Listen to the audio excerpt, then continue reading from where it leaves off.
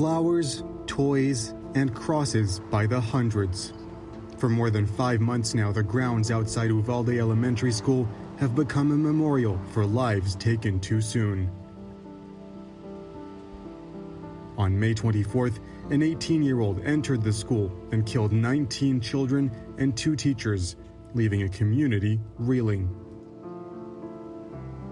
I'm from Kyle, Texas, and I came here to pay my respects. They shouldn't have died like that. I would like a lot of change, and I would like for the gun violence to stop. The assault rifle that was used in the massacre was an AR-15. It was purchased legally. It was the 3rd deadliest school shooting in U.S. history and reignited the heated debate over gun access. On this day, some residents of Uvalde are attending a small meeting with Democratic candidates. The governor here is Republican and has ensured Texas remains a pro-gun state. But parents of victims of the shooting last spring are demanding answers and action. We're sad, we're angry, we're frustrated. I have 4 other children, and I have to protect them, so things have to change. Change is in the form of raising the age to purchase an assault weapon from 18 to 21, red flag laws, increased background checks. Ultimately, what we want is a federal ban on assault weapons, just a complete ban. Javier Cazares lost his daughter Jackie that day too. After the shooting, he decided to run for local office.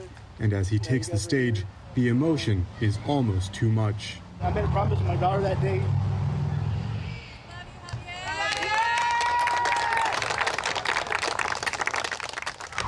I promised her that day that I was going to fight, for change. But when speaking to journalists, his comments become much more moderate. The main thing is that we're not trying to take away guns from nobody.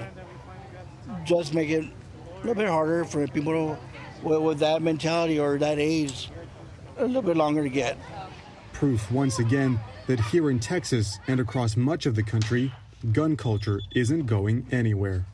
So this is where I keep the guns at my house. Darwin Bodecker has been collecting rifles since he was a teenager. This is one of my favorite calibers.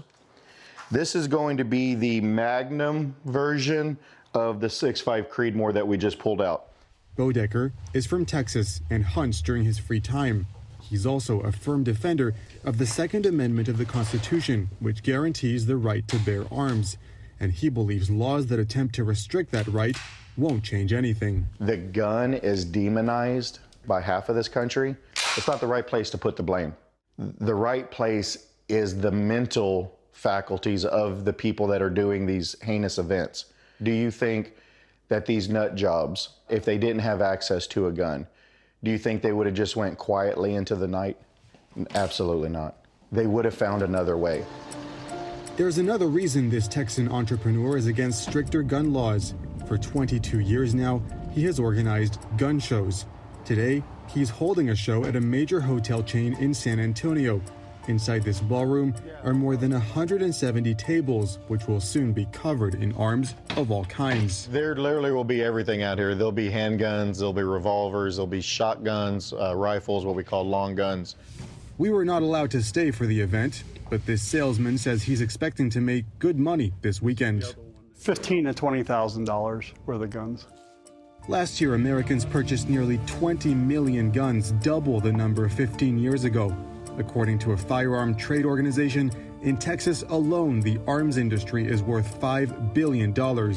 And that doesn't even include the black market. In California, the San Diego Police Department is now fighting a battle against what's known as ghost guns. Just months ago, Lieutenant Paul Phillips created the force's first unit dedicated to homemade firearms. This does have a serial number, but it has this Glock switch on the back, is what it's called, and it's basically an auto sear. Every round that you have in the magazine should go off when you pull the trigger once. Some guns are tampered with to make them more lethal. Others are built from scratch using homemade kits or 3D printers purchased online. If you look, typically there'd be a serial number here and on the slide, and we don't have that. The number of ghost guns just increased exponentially, where we're up to probably 25–30% of the firearms recovered in San Diego are ghost guns. It has become increasingly easy to get or piece together guns thanks to videos posted online. This officer, whose identity will remain hidden, explains how. The work that you need, there's a Dremel, drills, it's minimal tools that you'll need to do this, as you can see. The problem that we saw is that it's winding up the hands of prohibited people. In my 25 years of law enforcement, I haven't seen this many guns on the streets. I worked gangs, I worked busy areas. It just wasn't like this. The accessibility and ease of getting these guns has brought that upon us, unfortunately. In just a few months, his unit was able to recover some 200 illegal guns. A success, yes, but a drop in the bucket given the magnitude of the problem.